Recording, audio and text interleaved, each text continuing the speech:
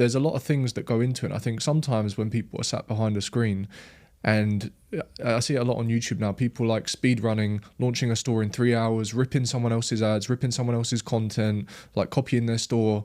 It's very inauthentic, and I think it's giving dropshipping a bit of a bad name.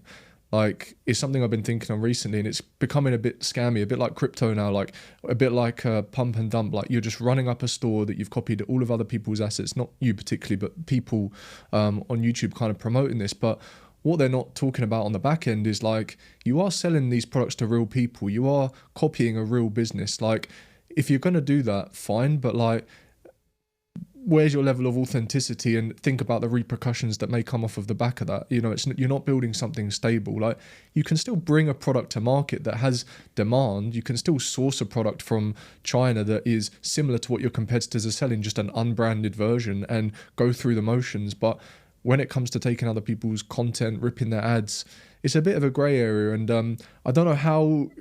I think it's been going on a while, but people are just like vocalizing it and pushing it more on YouTube. So it feels like it's happening a lot, which is a shame, because I feel like it gives dropshipping a little bit of a bad name in some ways. But all that dropshipping really is at the end of the day is ecom. Dropshipping is just the fulfillment model. Yeah. But there's the way it's being pushed lately. I don't like it. You know. Yeah. I want it to go back to kind of not how it was, but like, it's a real business. It can be a real business, and I know you've got ecom businesses as well, as have I, and it should be thought of more like a real business. There are real repercussions to your actions, and also there are many things that maybe don't get talked about that I think people should talk about a little bit more. 100%. I think people have really normalized, like, sort of some of these things, like stealing content and ripping ads, and kind of that's became like the norm to like start a dropshipping store, or like start selling a new product. And it's almost like you said, like it's drawing some parallels to like pumping a crypto coin, like pumping a new dropshipping product, when like you said, there's a lot more that goes into a dropshipping business. And even with that, dropshipping is just the fulfillment method. It's just like to get your foot in the door, and then what you can actually build. I mean, you can go on to build the biggest company in the world. It's possible, and start with dropshipping, right? So I think, but that's also something so unique about dropshipping, is that there's like so many different ways to go about it. And you could be, let's say, I mean, hopefully you're not doing anything illegal, and you're not, stealing from real businesses, but you could be a pump and dump dropshipper, and you could make money. I think today, though, things are a little bit different, and you want to take more of a branded approach, because like you said, there are a lot of people doing the pump and dump style.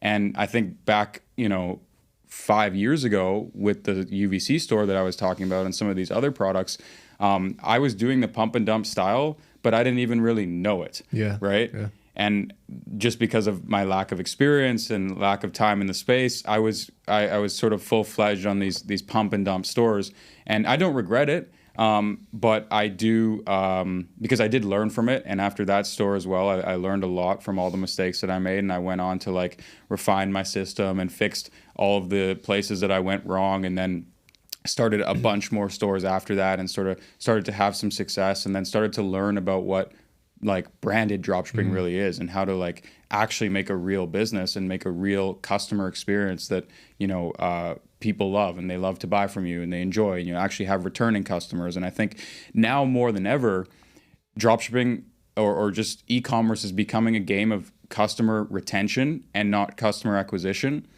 Because you see, back then it was like, with the pump and dump style, it was like, how can I acquire customers for as cheap as possible? That's how I'll make a ton of profit.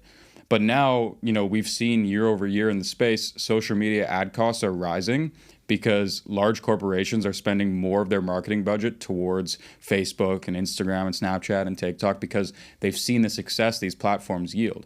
And so with that, ad costs rise for everybody.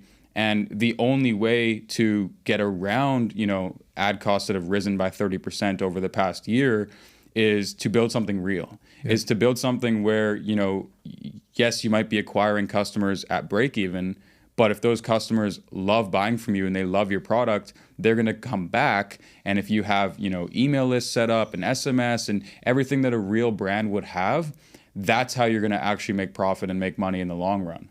Right. And so I think we're only moving more in that direction because of the fact that media costs are rising, and it's super important that all of us in the ecom space understand where we're headed. And also, I think it's just not the best idea anymore to be, ripping off everybody else's stuff, and you should have some level of authenticity in what you're doing. Yeah, for sure. And I think if you want longevity, you need that. I think there's something that you mentioned in one of your YouTube videos when you're talking about what it takes to be successful in ecom, and you said something along the lines of it's essentially whoever the greatest do you remember? Something like essentially like the greatest marketer is essentially the one who's going to go the furthest. And it wasn't those exact words, but something along those lines. I'm going to kick myself now for forgetting that. But I completely agree, because if you are just taking someone else's ads, someone else's product, someone else's landing page design, and then just running meta ads, I don't feel like you've really learned anything in that process, especially about marketing. Like, you can still bring a product to market, and it's much easier to do so if you do all the foundation before, like understand your ICP, their wants, needs, desires, like do the market research, look at the level of competition, Google Trends, keyword data, like look at what's actually there, and you can bring a product to market before even copying anyone else's ads, doing anything, just based on the data that you have available. And I think that's something that's often overlooked. Where was I going with that? The reason I mentioned that is you said that, marketing, and I wanted to add one other thing that I've taken from this discussion, and is mindset. I think the other thing that you need is mindset, and I think you're a perfect example of that. I don't think it matters what business model you went into, you would have been successful at it based on the things that you're saying. Like there's no doubt about it, and the new things that you're working on, no doubt those will be successful as well. And it's not because you've got some crystal ball, but you might as well have, because of your mindset, and I think that's something also that doesn't get spoken about enough, and it should be more, is like, whether you think you can or you think you can't, like, you're right. And that's like a saying I've heard before, and it just kind of came to my mind. Like, it all starts with your mind and what you truly believe you can achieve. Your only way of really shifting that normally is by failing. You can do mindset stuff and, and visualize and think about what you want to achieve and kind of visualize it. And that stuff does work as well. But the best way, I think, is by failing, and then overcoming that situation. So not failing and giving up, but failing and thinking, okay, how do I now get past this? So I think, to summarize, only because unfortunately I think we've run out of time, maybe there's something you'd add, but I would say from this conversation, I think it's having the marketing skills and treating ecom like an actual business that it is, and also just having the mindset, and fortunately, if you do have reliable people that you can work with out there, like yourself and me, and not necessarily turning this into a pitch, but like, you can gain the guidance to accelerate that process, or do what me and you did and, do it yourself, which is the way you're going to build probably the best mindset. But keep in mind, it's going to take longer, and it's going to come at the cost of your own time, to get to the desired output. So I don't know. I think those are maybe some good closing thoughts. I don't know if you've got anything to add to that. Yeah.